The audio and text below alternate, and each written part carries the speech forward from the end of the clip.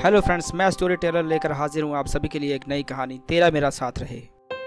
अभी कुछ दिन पहले की बात है। मैंने अपनी धर्मपत्नी से कहा, चलो आज वैक्सीन लगवा कर आते हैं। हम दोनों वैक्सीन लगवा कर आए।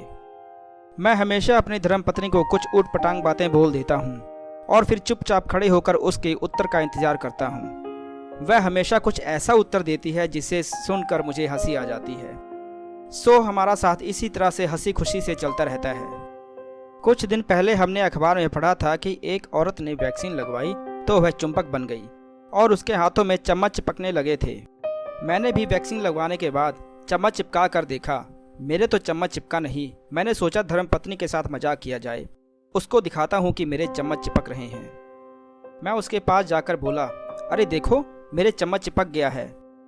वो हैरान होकर बोली, अरे सही में, मेरे भी चिपका कर देखो तो।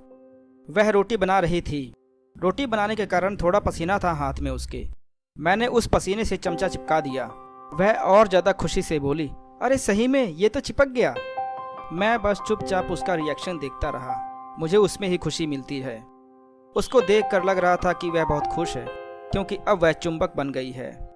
अब वह एक्समैन के मैग्नेटो की तरह खाना बनाते समय जब भी कोई चम्मच, कढ़ाई, कटोरी, गिलास की ज़रूरत होगी तो वह उसको अपनी चुंबकीय शक्ति से खींच लेगी और अपना काम लेगी। वह ना जाने क्या क्या सपने देखने में व्यस्त थी और मैं सिर्फ उसके चेहरे के हाव भाव देखने में व्यस्त था।